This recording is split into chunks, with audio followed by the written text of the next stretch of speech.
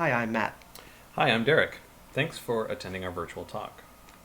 The Polish language features a system of fixed accent in which the default primary stress of a word is located on the penultimate syllable. The poem Myśli nawiedzające mnie na ruchliwych ulicach by Nobel laureate Wisława Szymborska demonstrates this structural aspect of spoken Polish. Twarze. Miliardy twarzy na powierzchni świata. Podobno każda inna od tych, co były i będą. Ale natura, bo kto ją tam wie, może zmęczona bezustanną pracą, powtarza swoje dawniejsze pomysły i nakłada nam twarze kiedyś już noszone. In the following presentation, we explore a potential connection between this pattern of linguistic accent and cadential stress in Polish untexted music, specifically as we see it materialize in the national Mazurka style of the first half of the 19th century. Our investigation relies on a new corpus specifically designed for the systematic study of common practice cadences. Through our work with the corpus, we show that certain patterns of cadential stress, as well as particular melodic contour schemata, are more likely to appear in the 19th century Mazurka. Dąbrowski's Mazurka, an important 19th century Polish nationalistic song, and Poland's official anthem today, is an example of a texted Mazurka which demonstrates a clear syllabic pattern with penultimate emphasis at the end of each phrase. When the text is paired with its famous melody, these patterns of linguistic stress map musically onto penultimately accented melodic cadences.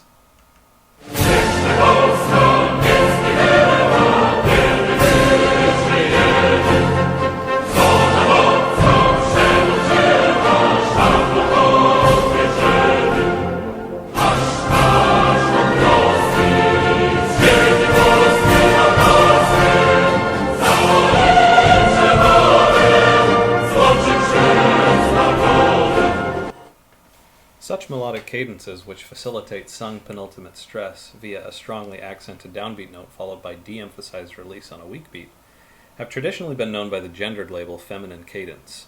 To avoid sexist language, we propose the term paroxytonic cadence in describing this procedure, after a linguistic term for penultimate stress. We hypothesize that the paroxytonic cadence, as heard here in a vocal context, may have migrated from Polish texted to untexted music, and that this structural feature of cadential stress may act as a marker of instrumental Mazurka style. In this example, which reproduces the closing bars of Chopin's Mazurka in C major, opus 67, number 3, the cadence features a paroxytonic melodic idea reminiscent of the earlier texted examples. Coinciding with the harmonic resolution from 5 to 1, the soprano articulates an accented dissonant passing tone on the downbeat of the final bar. This penultimately accented dissonance then gives way to a de-emphasized tonic scale degree, closing the phrase on the weak second beat.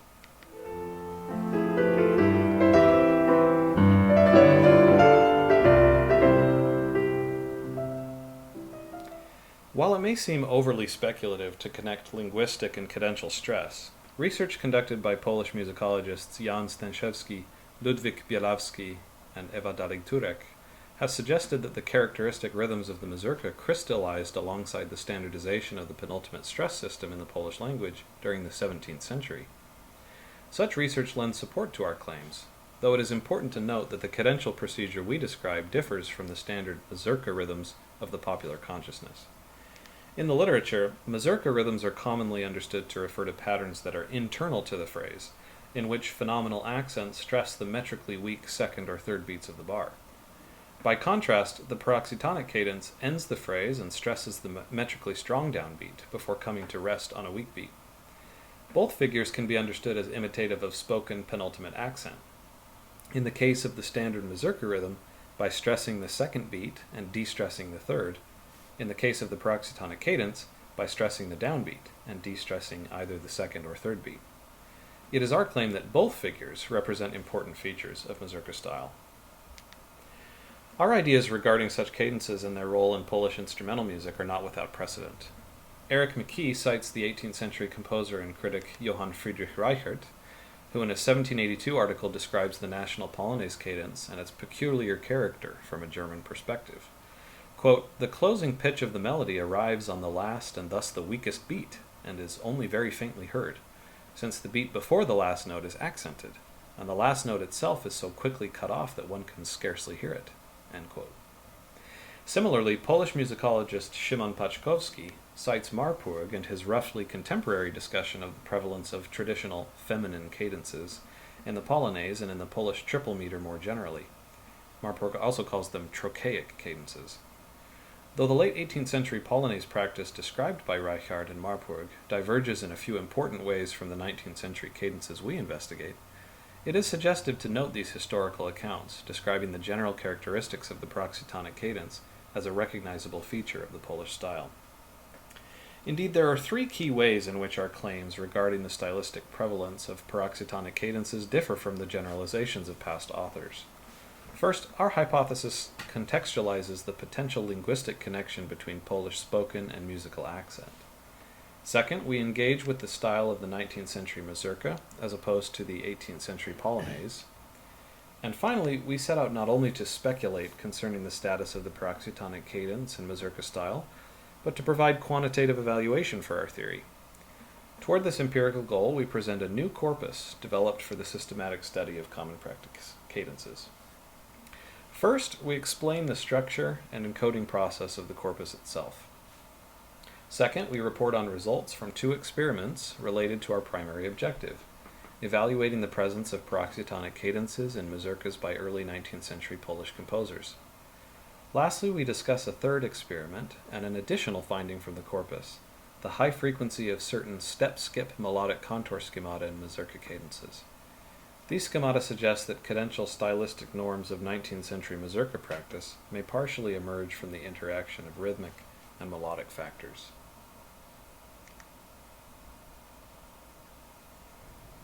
As stated in the introduction, to study the hypothesis connecting linguistic accent to cadential stress, we designed a corpus that we're calling the Common Practice Cadence Corpus, or CPCC. The CPCC is composed of over 1,000 hand-encoded and analyzed cadences from 9 different composers shown here. Before encoding, we thought about which composers, genres, and time periods to draw from in hopes that doing so might control for genre and independent compositional style. We first encoded mazurkas from 7 Polish composers, each composing in the early to mid-19th century. To control for genre, we did another body of music to compare it to. We chose minuets and waltzes, since they're also in 3/4, and found pieces composed in the late 18th to mid-19th century. Since we encoded every cadence in all Chopin's mazurkas, Chopin occupies a large proportion of the mazurkas. But we wanted to make sure that, in this study, we were researching mazurkas and not just Chopin's mazurkas. Therefore, in order to test for Chopin's style specifically, we included waltzes by Chopin. This way, we could compare the two and see if the use of paroxytonic cadences was Chopin-specific. We additionally encoded composers who bridged the other pairing genres. The corpus includes minuets and waltzes by Schubert and mazurkas and minuets by Szymanowska. This multiple-controlled system ensured that we could test for generic features of genre and individualized style. With the repertoire for the corpus organized, we needed a way to encode the cadences. After identifying a cadence, we isolated the span, or the last 2 harmonies used in the cadential process. Then, using the methodology implemented by Cuthbert and Ariza and White and Quinn, we took vertical slices of the music. Any new note articulated in the span is a new slice, and at the point we encode all sounding pitches with measure number, beat, and outer voice scale degrees. We call each of these slices a stage in the cadence. The example on this slide is considered a 9-stage cadence. The corpus itself is laid out as a spreadsheet, where each row represents a cadence. The stages of the cadence are filed into the spreadsheet. Since we hope that the corpus will be used for other purposes and by other people, we've also encoded additional features, including form, both local and global, year of composition, harmony in Roman numerals, and more. There's also a column marking whether it's a paroxytonic cadence or not. If you'd like to use the corpus or check it out, it's hosted on this page. The page includes additional details about the corpus methodology and also links to some of the code we use to parse through the corpus. We plan to continue expanding the corpus as well, inching into different decades and styles, so let us know if you'd like to get involved in any way. In our first experiment, we separated the corpus into mazurkas, waltzes, and minuets to test whether there would be a difference in frequency in each genre's use of paroxytonic cadences. Genre thus acted as our independent variable, and cadence frequency as the dependent variable. For this experiment, the null hypothesis, which states that no significant difference exists between specified populations, was therefore that occurrences of paroxytonic cadences are no higher in mazurkas than in waltzes or minuets. Our aim in this experiment was to determine the extent to which we had evidence for rejecting the null hypothesis. The data revealed that out of 602 mazurka cadences, 72% were paroxytonic. Of 232 waltz cadences, 28% were paroxytonic, and of 221 minuet cadences, 26% were paroxytonic. To evaluate the statistical significance of these results, we used multiple chi-square tests. There was no significant difference in the number of paroxytonic cadences between minuets and waltzes, but there was a significant difference between mazurkas and minuets and waltzes. In other words, we rejected the null hypothesis, concluding that mazurkas do indeed contain significantly more paroxytonic cadences. Since Chopin's music occupies around 70% of the mazurka data set, it was important to control for Chopin's style to be sure that we didn't conflate his specific compositional style with a more general mazurka practice. In our second experiment, using only the mazurkas and the waltzes, we separated the corpus into Chopin compositions and non-Chopin compositions. This left 4 categories: Chopin mazurkas, non-Chopin mazurkas, Chopin waltzes, and non-Chopin waltzes. Here the data revealed that Chopin mazurkas use paroxytonic cadences 75% of the time, while Chopin waltzes use them 30% of the time, and non-Chopin mazurkas use paroxytonic cadences 62% of the time, while non-Chopin waltzes use them 21% of the time. All of these differences are statistically significant, except between Chopin and non-Chopin waltzes. This suggests that even though the effect size between Chopin mazurkas and non-Chopin mazurkas is small, there is still a significant difference. To summarize, based on these experiments, we concluded that there is a significant difference between the use of paroxytonic cadences in mazurkas and their use in minuets and waltzes of the early 19th century, but no significant difference between paroxytonic cadences in waltzes and minuets. More detailed study of specific compositional style showed that Chopin's mazurkas contain more paroxytonic cadences than other Polish composers, even if the effect size is small. In other words, at the genre-wide level, mazurkas contain significantly more paroxytonic cadences than non-mazurkas. And at the composer-specific level, Chopin mazurkas contain significantly more paroxytonic cadences than non-Chopin mazurkas. Let's connect these results back to our initial hypotheses regarding the impact of linguistic stress on paroxytonic cadences in mazurkas. When taken together with the ethnomusicological research suggesting that penultimate stress in the Polish language became standardized alongside the rhythms of the mazurka, the significant results reported here lend support to the possibility that the structures of spoken Polish had some influence over the frequency of the paroxytonic cadence in the mazurka, a uniquely Polish genre. Encoding music by hand is incredibly labor-intensive, but one benefit is the frontline experience of musical style that we value as music theorists. In conversations with Derek, he noticed a particularly frequent cadential gesture in the mazurkas. This one here that we use to demonstrate encoding. This observational intuition led us to broadly question whether different musical genres vary melodic motion during cadences. So we asked ourselves, what other features make the mazurka cadence mazurka-like? From here on out, the results are post hoc and exploratory. To study such patterns, we can use an n-gram procedure. N-gramming extracts adjacencies of n length from some string of discrete stimuli. So in music, a 1 gram would collect pitches on their own, a 2 gram would collect 2 adjacent pitches, a 3 gram would collect 3 adjacent pitches, and so on. Studying the probability of certain n-gram patterns tells us about things to expect and common patterns in certain styles. In a statistical learning sense, if we've been exposed to a given style, we might expect certain idioms or patterns based sheerly on exposure and their likelihood in that style. For example, if we were to extract letter patterns from a bunch of English literature, specifically 9,481 works from Project Gutenberg, we find that, out of the 3 grams, the sequence THE is the most common sequence of letters, followed by AND. Both 3 grams are words on their own and within other contexts. So this tells us a little bit about the English style, common patterns, and, as a result, what to expect in English. Now, translating that to music, studying n-grams and note adjacencies can relay common pitch patterns or schemata. In other words, studying the frequency of n-grams in musical cadences tells us which cadential formulas are the most prototypical in a style.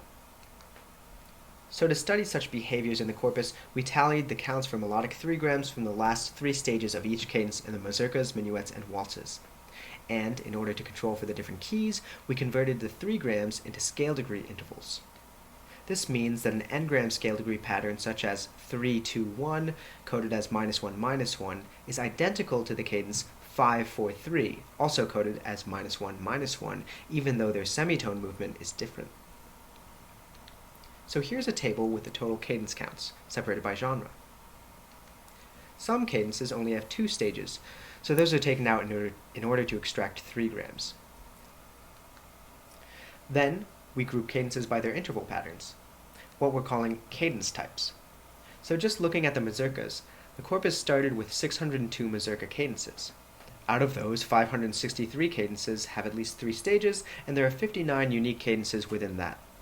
You can see how this also applies to waltzes and minuets. However, of those 59 cadences, there are a lot of cadences that only occur once. It would be odd to consider something prototypical or its own type with only one recorded instance. So to find the most representative cadence in each genre, we arbitrarily chose cutoffs. Cadence types were kept if they occurred more than a certain number of times in a particular genre. This table shows 2 cutoffs, a flat cutoff of 10 occurrences and a relative one, where cadence types were removed if they didn't occur more than 8% of the time. Since there are so many more mazurkas than minuets or waltzes, it makes sense to normalize the discrepancy with the percent cutoff, so we'll only discuss the 8% relative cutoff results here. The 8% cutoff left 3 cadences for mazurkas and minuets and only 1 for waltzes. Each of these cadence types were significantly different than their use in other genres, except for the 2-step descent, or likely scale degrees 3-2-1. This suggests that the 2-step descent isn't a unique cadence, but ubiquitous within these styles. In fact, in the waltz, no other cadence type occurred frequently enough to meet the 8% cutoff, suggesting that there might not be a distinctly waltz-like cadence, or, reframed, that each cadence is unique and not prototypical. Turning to the mazurkas and minuets, there are 2 significant cadence types each. Let's focus on the minuets first. These top 3 cadence types account for 47% of minuet 3-gram cadences. Along with 2-step descent, they include the double neighbor cadence and static motion before descending by step. Notice that minuet cadences all end with a single step downward, and the only non-stepwise motion is resolved by step in the other direction. In other words, the most frequent minuet cadences are stepwise. On the other hand, frequent cadences for the mazurkas resolve by leap. Besides a 2-step descent, the other 2 cadences involve a step followed by leap. We call these step-skip cadences. The first type of step-skip cadence is what we're calling fa-mi-do, evoking scale degrees 4, 3, and 1 with movable do, stepping downward and continuing in the same direction to the tonic or closing pitch. Again, just because we're calling this a fa-mi-do cadence doesn't necessarily mean it's scale degrees 4, 3, 1. Because of our intervallic scale degree methodology, the cadence might be a different intervallic pattern, such as 1-7-5. Here are a few examples of the code extracted from the corpus.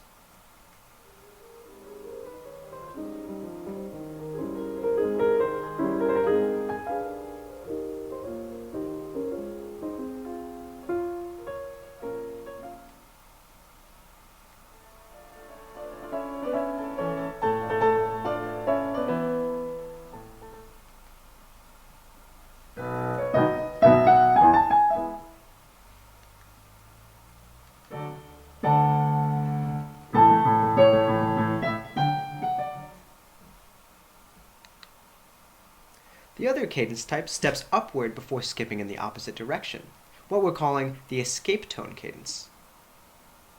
To give you a sense of their sound, here are some examples the code pulled out of the corpus.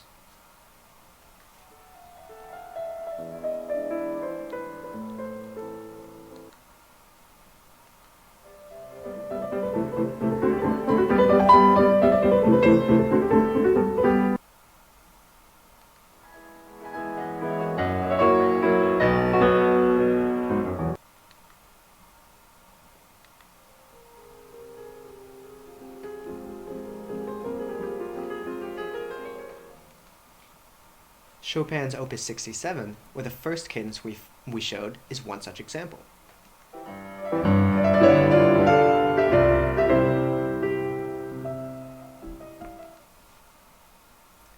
Coupled with the Mazurka's tendency to use paroxytonic cadences, we might say that the combination of these two things, paroxytonic cadences and step-skip melodic patterns, creates something distinctly Mazurka sounding. We might further hypothesize that a Mazurka might not sound Mazurka-like without them.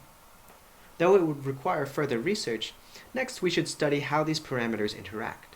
Perhaps the melodic leap downwards also emphasizes the penultimate note as uniquely higher. If that were the case, this would also connect such melodic step-skip descent patterns to the penultimate stress in the Polish language. Our project opens avenues to explore the small divergences that create uniqueness amongst a common feature in common practice music, the cadence. As the corpus expands further, we hope to include more genres and styles as to observe the unities, differences, and discursive formations that restrict and express musical cadences.